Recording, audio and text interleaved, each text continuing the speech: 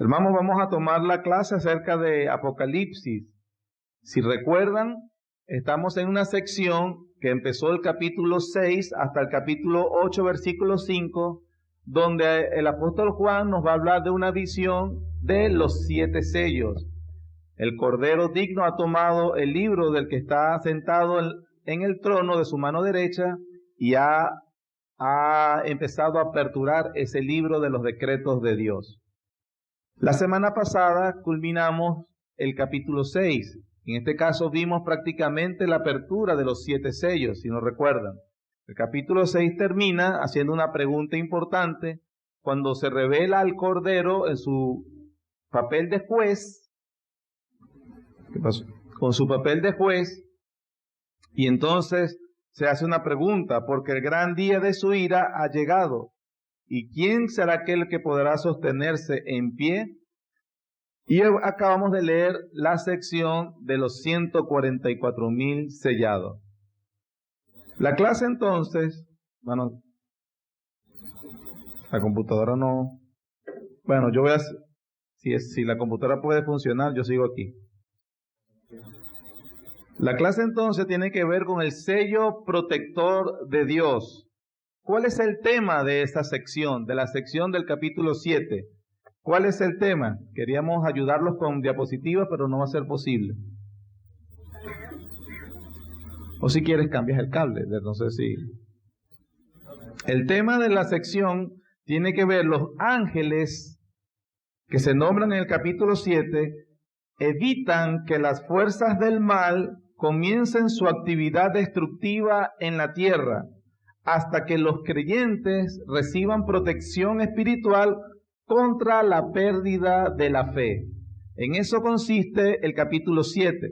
Lo repito, los ángeles, a quien el Señor le da una orden acá, evitan que las fuerzas del mal comiencen su actividad destructiva en la tierra hasta que los creyentes reciban protección espiritual contra la pérdida de la fe. Versículo 1. Después de esto, Juan acaba de decir la apertura de los primeros 6 sellos. Los 4 primeros jinetes son juicios que Dios envía sobre la tierra. El 5.º sello, Juan hace un paréntesis y muestra a los cristianos mártires orar a Dios pidiendo que Él haga justicia. Y a partir del 7.º comienza el juicio final.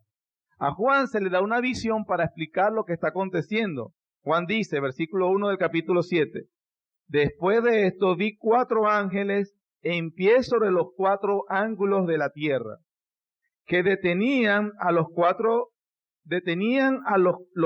vientos de la tierra, para que no soplase viento alguno sobre la tierra, ni sobre el mar, ni sobre ningún árbol. ¿Quiénes son esos 4 vientos de la tierra? La descripción, si se recuerdan, cuando vimos a los primeros 4 jinetes que se nombran los 4 primeros sellos, Juan está sacando la imagen de Zacarías capítulo 6. Si nosotros vamos a Zacarías capítulo 6, que es donde Juan toma la imagen de 4 jinetes de juicio de Dios, vamos a ver lo siguiente. Zacarías capítulo 6, versículo 1. De nuevo alcé mis ojos y miré, y aquí 4 carros que salían de entre 2 montes, y aquellos montes eran de bronce. En el primer carro había caballos alazanes, en el segundo carro caballos negros, en el tercer carro caballos blancos, y el cuarto carro caballos overos rucios rodados. Respondí entonces y dije al ángel que hablaba conmigo, Señor mío, ¿qué es esto? El ángel me respondió y me dijo, estos son los 4 ¿qué? Vientos de los cielos. Noten, los 4 jinetes de los 4 caballos que vimos la semana pasada, que son 4 juicios, que se habla en Ezequiel, lo vimos también en Ezequiel, que también es tiene como fuente a Levíticos capítulo 26, que se hablan de 4 juicios. En Zacarías, la identidad de estos 4 caballos con sus 4 jinetes, acabamos de leer en el versículo 5, ¿cuál es otro nombre que se le da? 4 vientos. Lo que significa entonces que lo que leemos en el versículo 1 del capítulo 7 de Apocalipsis es lo que va a suceder antes que comiencen el juicio de los 4 jinetes. A pesar de que estamos leyendo el capítulo 7, entonces tenemos que entender que lo que va a suceder o lo que nos va a describir Juan en el capítulo 7 es antes de los acontecimientos del capítulo 6. Como vimos, el capítulo 6 se narran los juicios que se van a dar sobre la tierra, el cual el Cordero permite que las fuerzas del mal hagan su fechoría o sus juicios o actúen según su naturaleza en la tierra y están vinculados cristianos y no cristianos. Entonces nosotros podemos quedar, Dios mío, ¿qué de nosotros? Porque lo que se ha decretado es mal, ¿cierto? Bueno, Juan va a consolarnos diciéndonos que el Señor ha hecho algo para proteger a su pueblo durante esos 4 juicios. Y lo que nos dice acá en el versículo 1 es 4 ángeles en los 4 ángulos de la tierra. En las Escrituras, cuando se nombran los 4 ángulos de la tierra, lo que está queriendo decir es la integridad de toda la humanidad o de todo el globo terráqueo, de todo el mundo. Eso significa que antes entonces que los 4 jinetes, que van a ser los 4 primeros sellos, que son los 4 juicios terribles de Dios, comiencen con su actividad destructora en la tierra, Dios ha establecido, o en la imagen que le da Juan, que hay unos ángeles que detienen a esos vientos, se le llaman también vientos, y que serán protegidos. Entonces, el pueblo de Dios contra la pérdida de su fe. Antes entonces, o durante la ejecución del juicio de Dios, sobre la tierra, el Señor ha hecho provisión para proteger a su pueblo de que no pierda la fe durante los 4 juicios. Eso es lo que nos va a enseñar estos versículos. Eso lo acabamos de decir. Por lo tanto, el capítulo 7 lo vamos a ver hasta el versículo 5 del capítulo 8. Lo vamos a ver en 3 preguntas. Esto es lo que vamos a ver hoy. ¿Qué es el sello? Ese sello que se anuncia que no haya destrucción todavía o no se ejecuten los juicios antes de que se sellen a todo el pueblo de Dios. ¿Qué es el sello? En primer lugar, vamos a ver eso. Número 2, vamos a hacer la otra pregunta. ¿Cuál es la razón del sello? ¿Para qué es el sello? Y número 3, ¿quiénes son los sellados? ¿Quiénes son los sellados? Esas 3 cosas, o así va a ser basada la clase, siguiendo ese bosquejo. Número 1, en cuanto a qué es el sello, una de las cosas que nos va a dar luz acerca de qué es ese sello nos lo dice, como está en la pantalla, Apocalipsis capítulo 14, versículo 1. Vamos a buscar Apocalipsis capítulo 14, versículo 1. Dice: Después miré, y he aquí el Cordero estaba en pie sobre el monte de Sión, y con él 144,000. Noten que son los mismos del capítulo 7. Después dice, que tenían el nombre de él y el de su padre escrito en la frente. Según entonces que el capítulo 14 nos dice que ese sello es tener el nombre de Dios y el nombre del Cordero en la frente. ¿Cómo es el sello? ¿Qué es? ¿Qué tenemos que ver? No nos dice nada. Lo que por lo menos sí nos dice este texto es que ese sello es tener el nombre de Dios y el nombre del Cordero en la frente. Note que con respecto a la bestia o a Satanás es también lo mismo, pero esta vez con los que pertenecen a su pueblo. Por ejemplo, Apocalipsis capítulo 13, versículo 17. Versículo 16. Y hacía que a todos, pequeños y grandes, ricos y pobres, libres y esclavos, se les pusiese una marca en la mano derecha o en la frente, y que ninguno pudiese comprar ni vender, sino el que tuviese la marca o el nombre de la bestia, o el número de su nombre. Es decir, los seguidores de la bestia tienen exactamente lo mismo. tienen una marca o tienen el nombre de ella, también en su frente. Y también Apocalipsis capítulo 14, versículos 9 y 11 dice: el tercer ángel lo siguió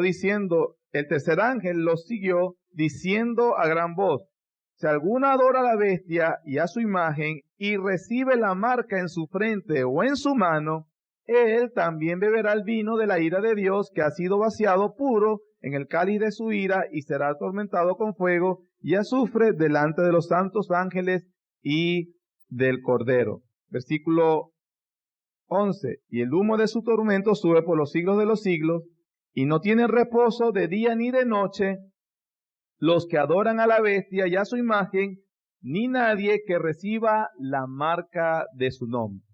¿Qué queremos decir entonces, o cuál es la idea acá? Tener un sello, o por lo menos lo que nos habla Apocalipsis de tener su sello, es lo mismo que tener una marca. Lo que también con los versículos que hemos leído es tener un nombre.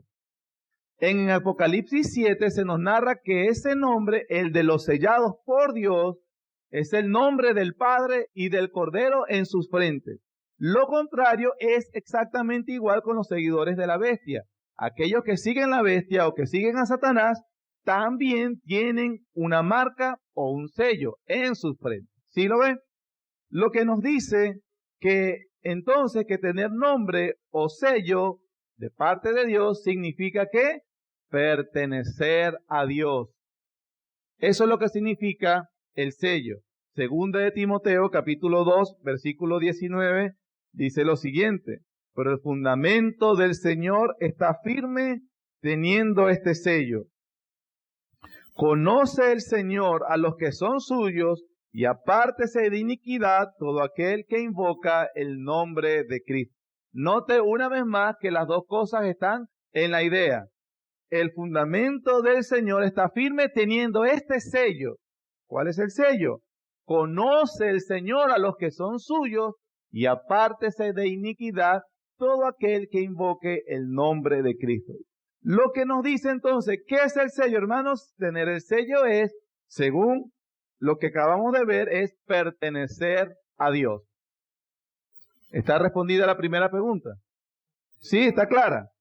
Vamos a la segunda entonces, ya que ha sido sencillo, vayamos a la segunda. ¿Cuál es la razón del sello? Si nosotros tenemos cuidado en Apocalipsis 7, se le dice que es para que estos jinetes o estos vientos, que es lo mismo, antes de que comiencen su actividad destructora, el pueblo de Dios sea sellado, o por lo menos, según el texto del capítulo 7, esos 144,000. Pero hay tres alternativas que se pueden entender sobre qué significa el sello. ¿Cuál es la razón del sello? Tres alternativas. Número 1, protección contra daños físicos. Algunos piensan que el significado de que Dios sella a una persona es que estos sellados tendrán protección de daños físicos. Lo que nos dice que cuando aquellos 4 jinetes se desaten y hagan el juicio, a los cristianos, o según estos, a los sellados, esos 4 jinetes no les pueden hacer mal. Si el jinete de muerte viene y está atacando, a los que están sellados no se pueden morir. La segunda opción es protección contra demonios, es decir, estas fuerzas celestiales malignas. Alguien me preguntó que por qué le decía fuerzas celestiales malignas. El título viene de que hablar de algo celeste es algo espiritual. Entonces esa es la imagen que tiene Pablo. Estos demonios o estos ángeles del mal, los demonios son ángeles del mal, van a ejecutar el juicio de Dios, o ellos lo van a ejecutar, y entonces algunos dicen que este sello significa que estos hombres, los sellados, tendrán protección de Dios. Pero la tercera es la opción, que es la que el contexto y todo el Nuevo Testamento nos va a explicar, es protección, que es el tema del capítulo, contra la pérdida de la fe en medio de la tribulación. Protección contra la pérdida de la fe en medio de la tribulación. ¿Por qué podemos elegir sin temor a equivocarnos la tercera opción, que es protección contra la pérdida de la fe? Porque el mismo capítulo 6 nos dice que una vez desatados las fuerzas malignas de los primeros 4 sellos, hay mártires. Significa que fueron perjudicados físicamente. Significa que fueron muertos. Significa que también se enferman los cristianos. Entonces, la idea de Juan, hablando del sello, no es acerca de protección física. Tampoco es acerca de protección contra demonios, como que si ellos no pudieran tentarnos. Pablo le exhorta a los creyentes que deben tener cuidado porque Satanás anda como león rugiente buscando a quien devorar. Si entonces los sellados no pudieran ser tentados o pasar por pruebas porque Satanás atacara, entonces no fuera necesario hacer ese tipo de advertencia. Pero la Biblia dice que sí. Entonces, ¿en qué consiste el sello? Es protección contra la pérdida de la fe en medio de la tribulación. Dios, según lo que acabamos de ver en el capítulo 7, se encarga, hermanos, de proteger la fe que le ha dado a su pueblo. Y que a pesar de que, como vimos la semana pasada, definitivamente estas huestes celestiales malignas harán o llevarán a cabo en los decretos de Dios los juicios de Dios, y los creyentes van a pasar por esos juicios, Dios ha hecho provisión para que ellos no pierdan la fe. Eso es lo que nos enseña. Parte del aprender esto es lo que nos dice la Biblia, por ejemplo, en Ezequiel capítulo 9. En Ezequiel capítulo 9 hay un antecedente sobre el obrar de Dios sellando a un pueblo. Ezequiel capítulo 9.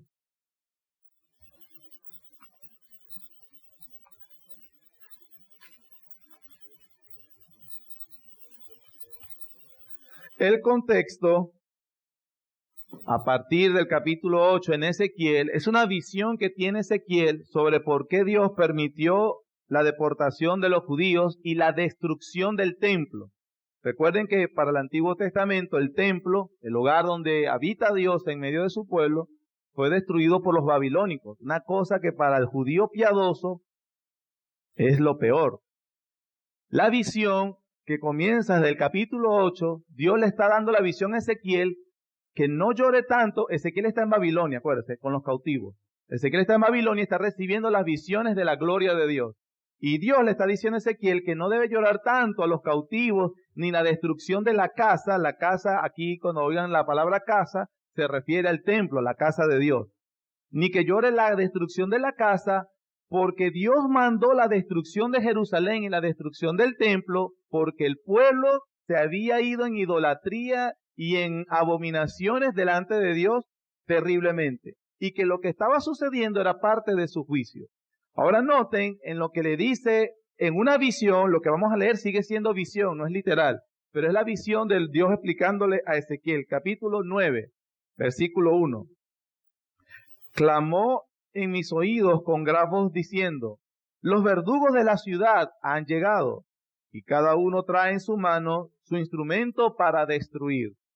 Y he aquí que 6 varones venían del camino de la puerta de arriba, que mira hacia el norte, y cada uno traía en su mano instrumentos para destruir.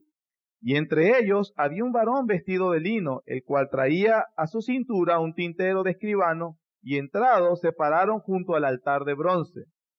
Y la gloria del Dios de Israel se elevó por encima del querubín sobre la cual había estado, al umbral de la casa, y llamó Jehová al varón vestido de lino que tenía a su cintura el tintero de escribano.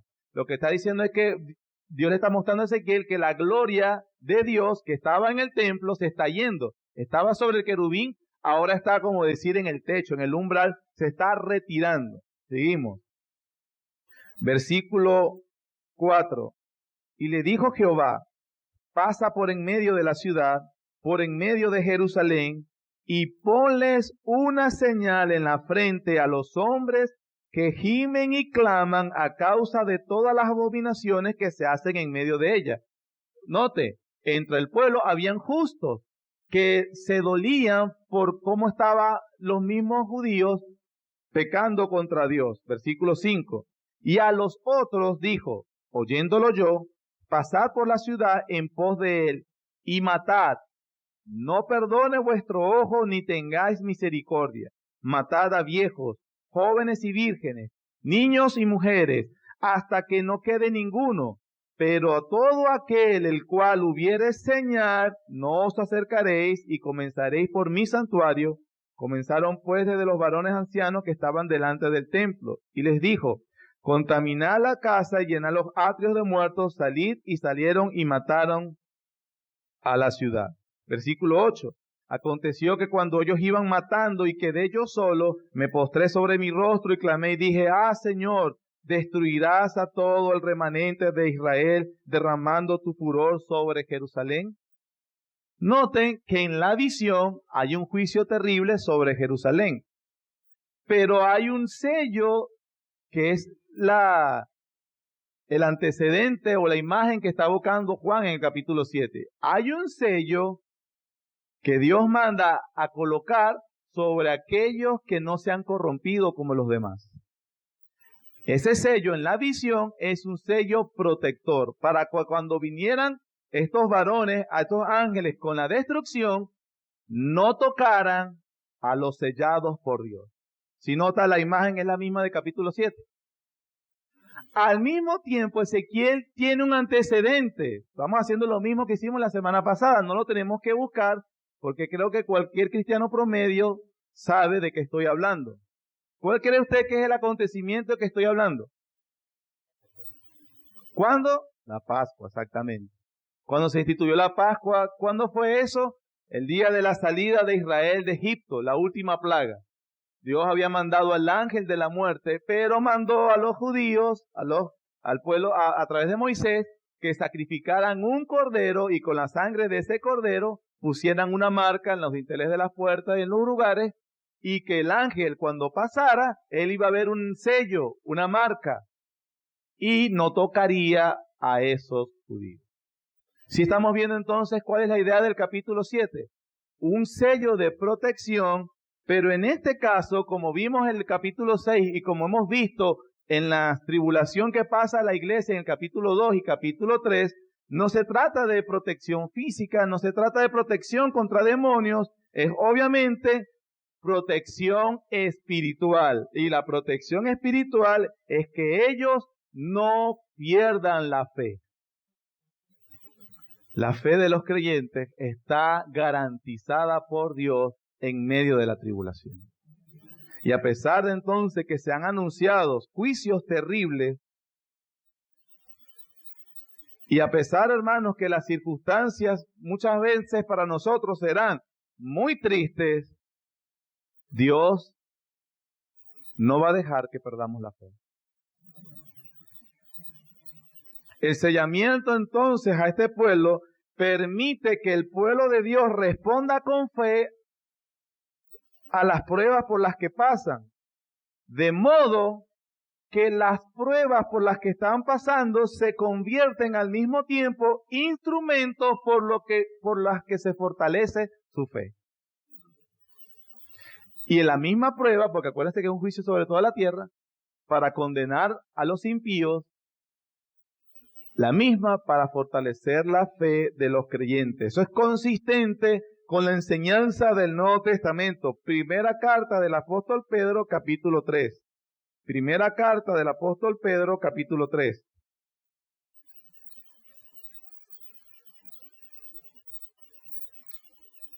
Pero en capítulo 1, quise decir, primera carta del apóstol Pedro, capítulo 1, versículo 3 al 9.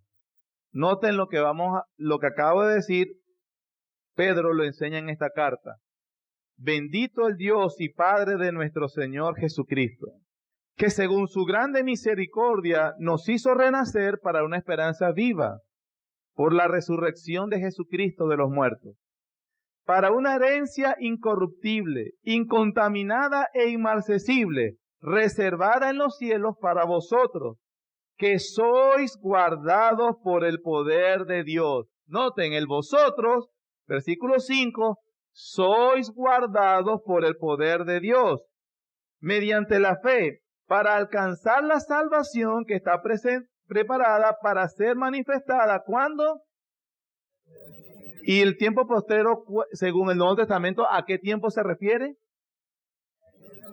Entonces, el poder de Dios mediante la fe guarda a los creyentes que creen en ese tiempo, dice versículo 6, en lo cual vosotros, la salvación, os alegráis, aunque ahora por un poco de tiempo, si es necesario, tengáis que ser afligidos en diversas pruebas, para que sometida a prueba vuestra fe, mucho más preciosa que el oro, el cual aunque perecedero se prueba con fuego, se hallarán alabanza, gloria, honra, cuando Jesucristo sea manifestado. A quien amáis sin haberle visto, en quien creyendo, aunque ahora no lo veáis, os alegráis con gozo inefable y glorioso, obteniendo el fin de vuestra fe, que es la salvación de vuestras almas. No acabamos de ver lo que hemos dicho hasta ahorita en 1 de Pedro 3 al 9. Dios guarda a su pueblo con su poder y guarda para que ellos no pierdan la fe en medio de la tribulación, aunque tengan que pasar por diversas pruebas. No es que no van a pasar por las pruebas, aunque tengan que pasarlas, Dios ha prometido guardarlos.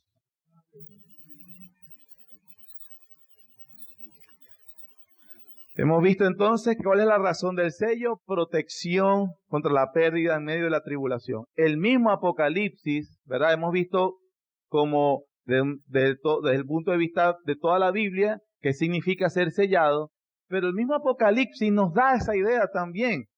Déjame darle un par de referencias cruzadas del mismo Apocalipsis, que la idea es demostrar que están protegidos. Capítulo 9, versículo 4. Dice,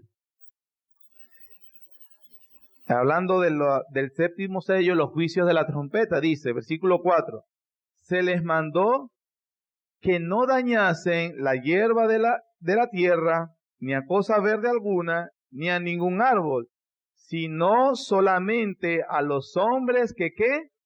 No tuviesen el sello de Dios en sus frentes. El daño, ojo, no es protección de daño físico, es protección de la pérdida de su fe. Esos ángeles de juicio que se repiten en capítulo 9, infligirán estas duras pruebas y dejará daño a los hombres que no tienen el sello de Dios.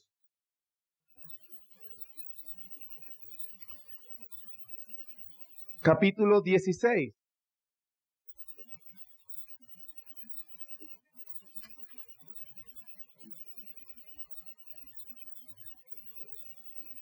Versículo 2.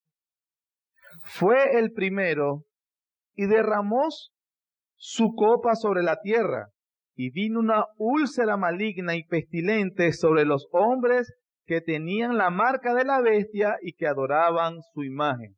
Aquí no los dice, pero de forma al revés. Es decir, ese juicio cae sobre unos que sí tienen el sello, pero en este caso no es el sello de Dios. En este caso es el sello de ¿quién? De la bestia. Habla de úlceras malignas, es una visión, no es literalmente una enfermedad, aunque entre los 4 sellos que vimos en el capítulo 6, lleva incluido enfermedades físicas.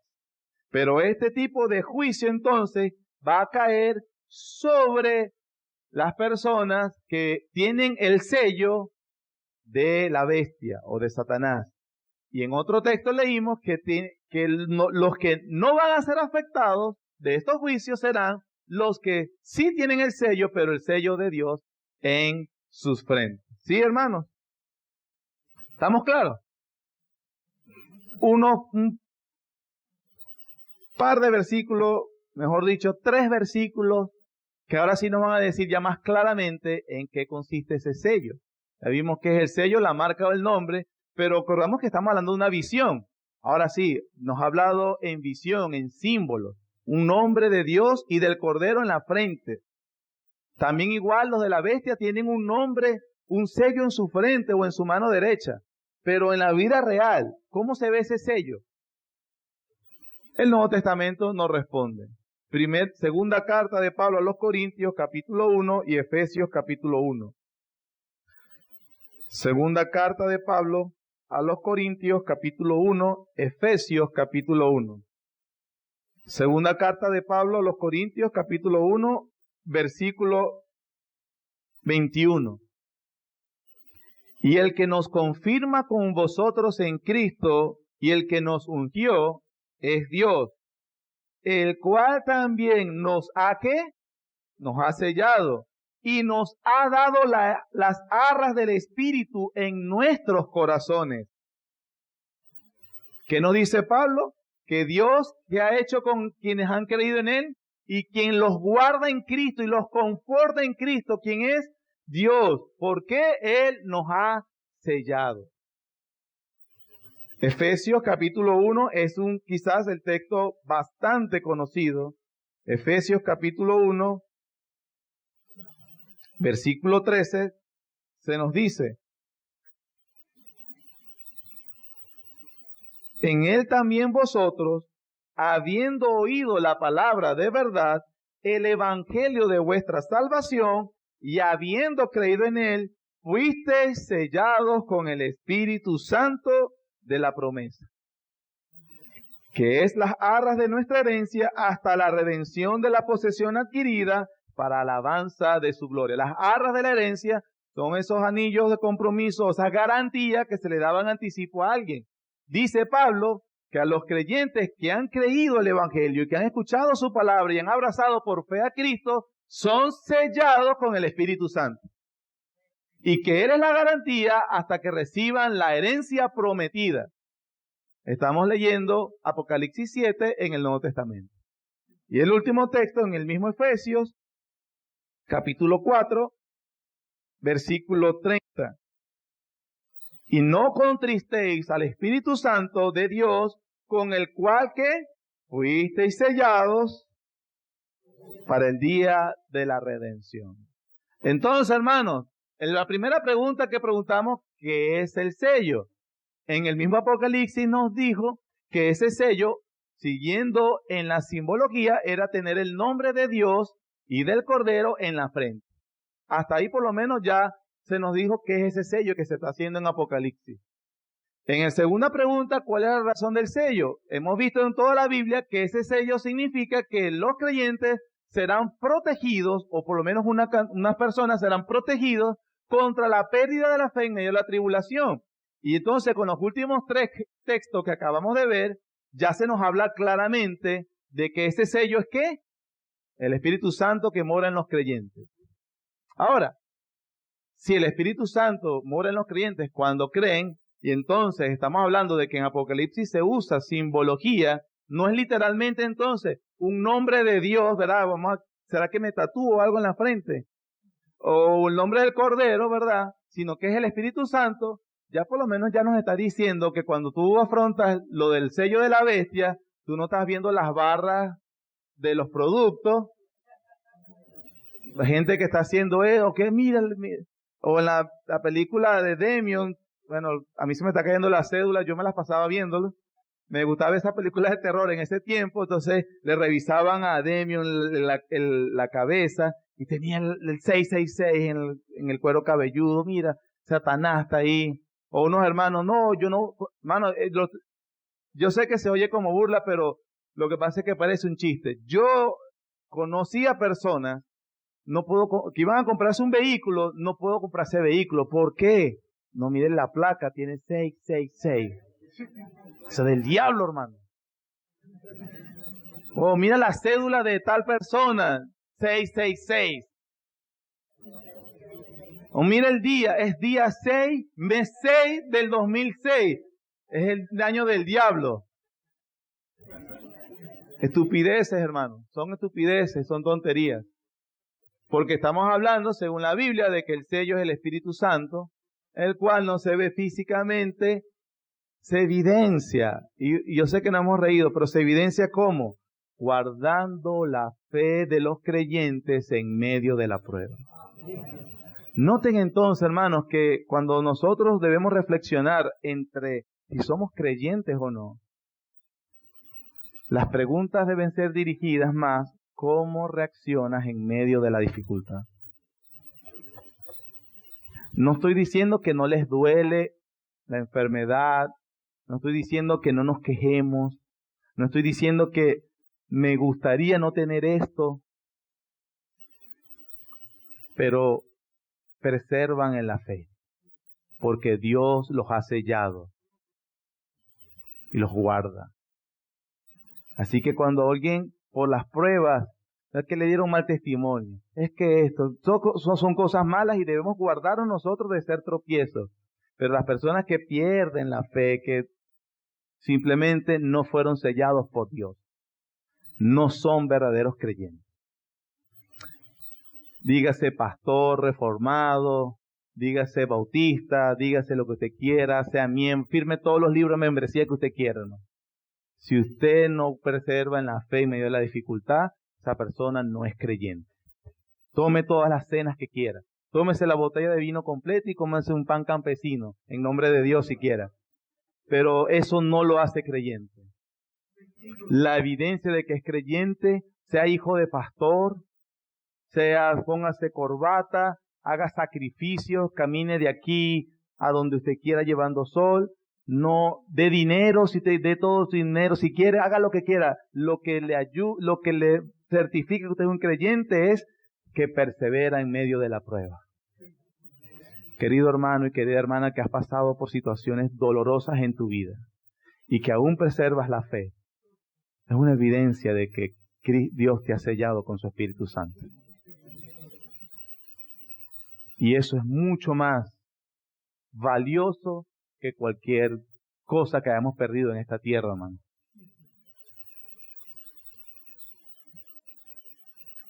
La tercera y última pregunta, ¿verdad? La pregunta de las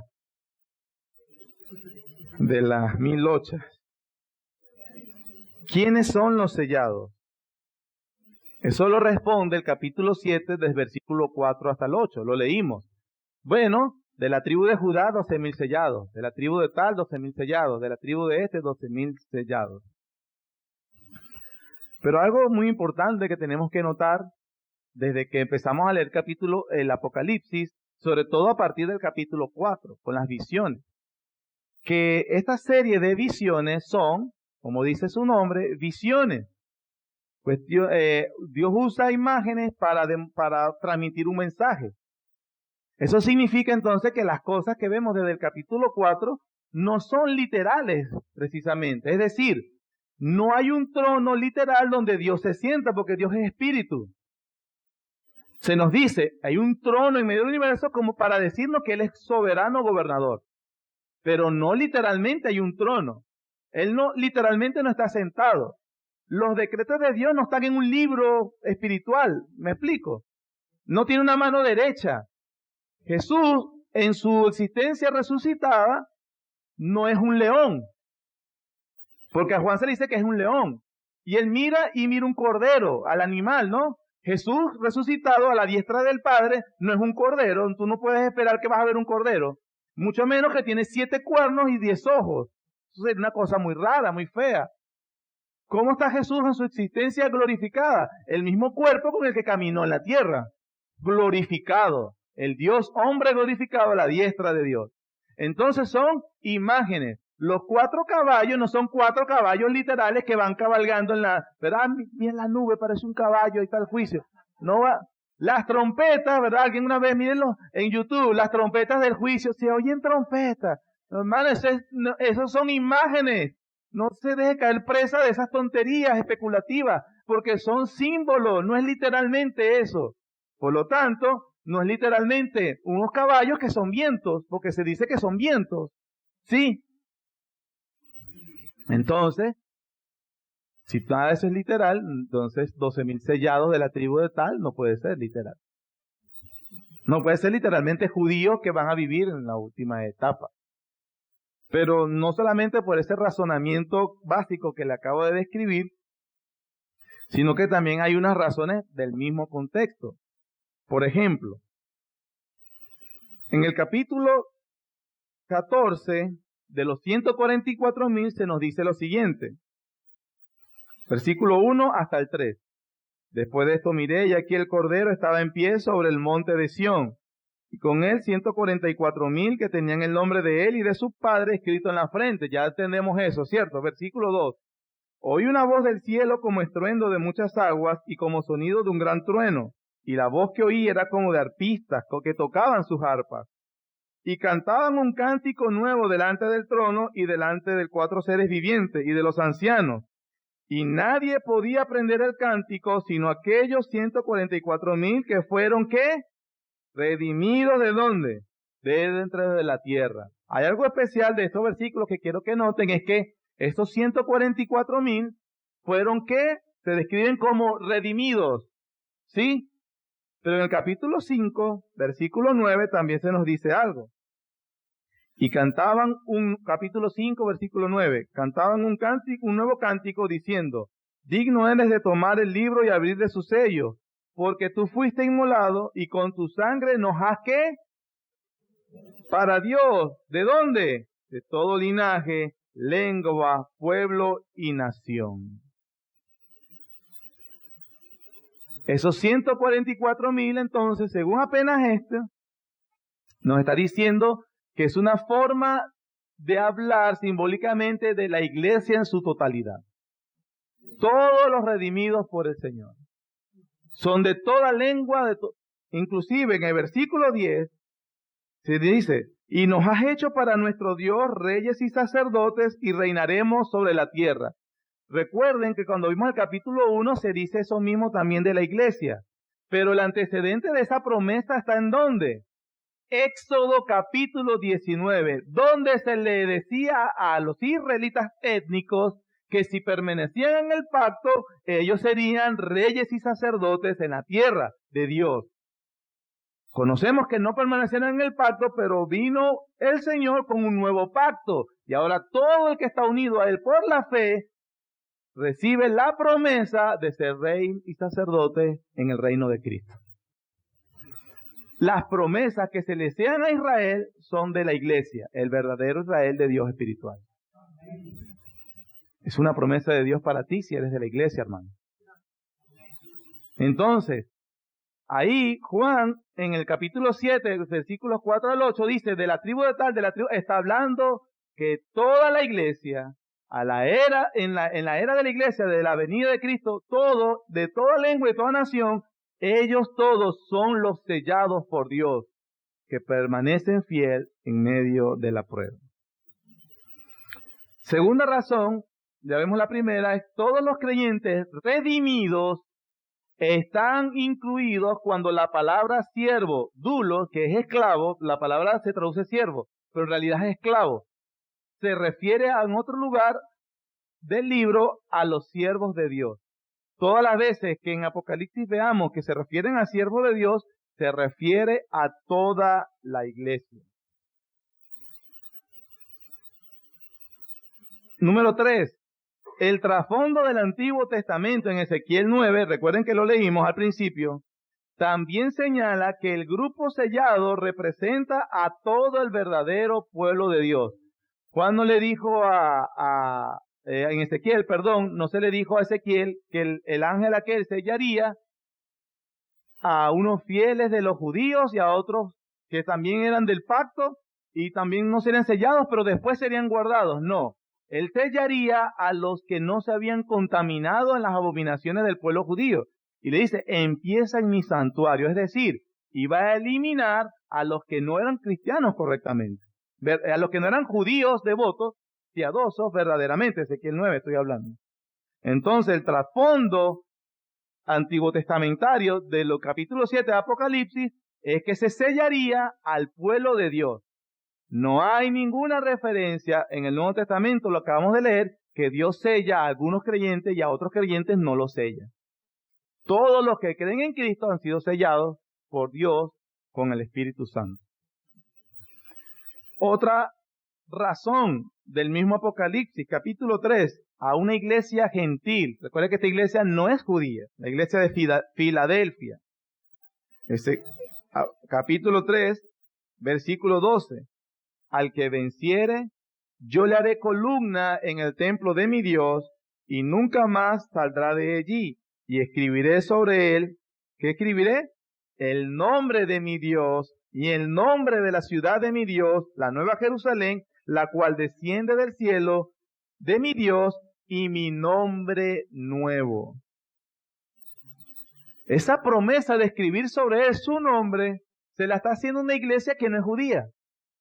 Es decir, la promesa de que será sellado con el Espíritu Santo. Lo cual también es consistente, escucha, con lo que dice Gálatas 3:29. Y si vosotros sois de Cristo, ciertamente linaje de Abraham sois y herederos según la promesa. La iglesia de Jesucristo. Y por último, Satanás pone su sello también, ya lo vimos, su marca o nombre a todos sus seguidores. Es de suponer, porque lo que hace Satanás es en contraposición de lo que hace Dios. Si Satanás le pone el nombre, su marca, a todos sus seguidores, Cristo, o Dios, perdón, también pone su sello sobre todos sus seguidores y no algunos. Por cierto, retomando un punto anterior, si hablamos de que ese sello es espiritual para los creyentes, entonces para los que son del diablo también es espiritual. No ves un aspecto físico, pero sí cómo se comportan y cómo hablan. Son del diablo. Son del diablo.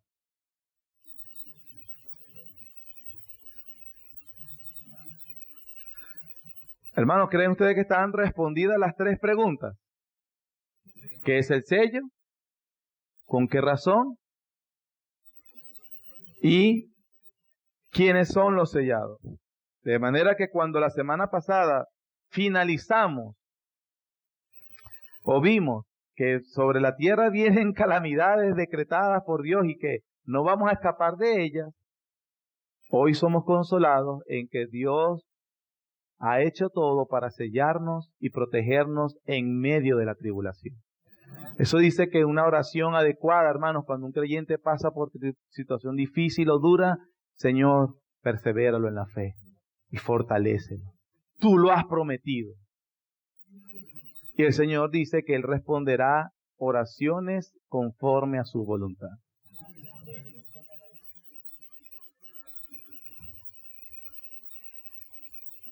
¿Qué sucede porque acuérdense que el capítulo 7 es antes del capítulo 6, o lo que se describe es como una provisión para lo que va a suceder a partir del 6. Y el capítulo 6 mismo termina hablando del juicio final.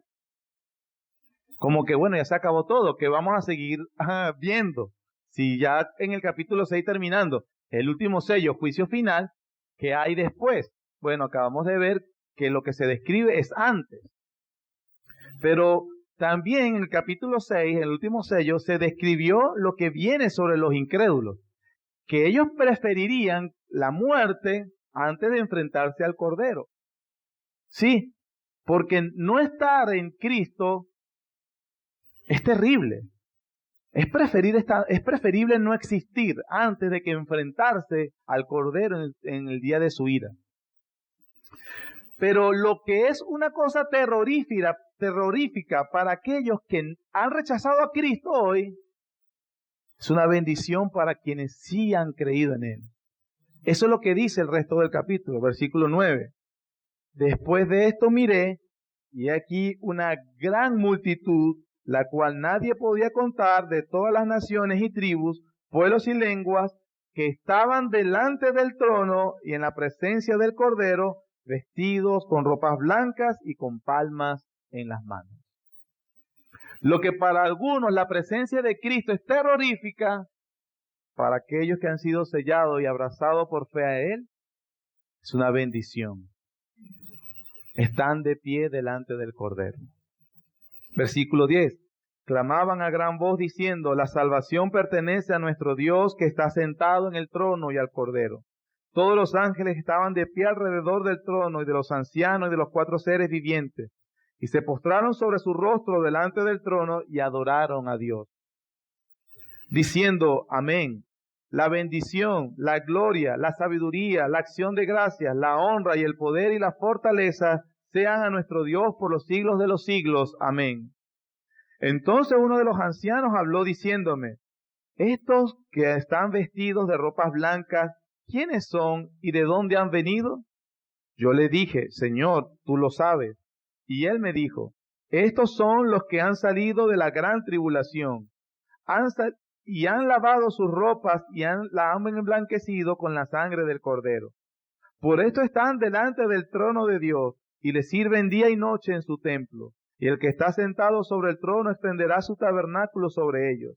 Ya no tendrán hambre ni sed, ni el sol caerá más sobre ellos, ni calor alguno, porque el Cordero que está en medio del trono los pastoreará, los guiará a fuentes de aguas de vida, y Dios enjugará toda lágrima de los ojos de ellos. La promesa, hermanos, reservados para ti y para mí, para todo el que está en Cristo, cuando el Señor Jesucristo se manifieste en su segunda venida. Dios enjugará todas nuestras lágrimas. Y lágrimas, si fuéramos protegidos de daño físico, de daños, ¿de qué vamos a llorar? Pero lo que pasa es que en este mundo, en esta era, no puedes esperar el paraíso. No lo va a traer ningún hombre, no lo va a traer ningún esposo, no lo va a traer ningún amigo, no lo va a traer ningún trabajo, no lo va a traer ningún hijo. Ese paraíso vendrá cuando el Cordero de Dios se manifieste. Mientras tanto, debemos atravesar pruebas, hermano. Atravesar pruebas. Por supuesto, el Señor en su bondad nos permite alegrías también, ¿o no? Nos permite alegrías, pero tenemos que estar entonces conscientes de las cosas que podemos pasar. Vamos a aplicar para finalizar sobre el sello y la seguridad de salvación. Hemos dicho algunas cosas. Y entonces, hermanos, esto nos dice verdaderamente quiénes son los creyentes. ¿Quiénes son los creyentes? Hoy vimos en la mañana que los creyentes aman también lo que Cristo ama. Se solidarizan con esos. Quieren la compañía de esos. Procuran, la profundizan, la comunión con esos. Ellos también identifican a los que son sellados como ellos. También se nos dice que los sellados son los esclavos de Dios o los siervos de Dios. En el tiempo que escribe Juan sobre los esclavos, se entendía que esos esclavos no hacían lo que querían. Pertenecían completamente a sus dueños. De tal manera que ellos no podían tomar decisiones si sus amos no estaban de acuerdo.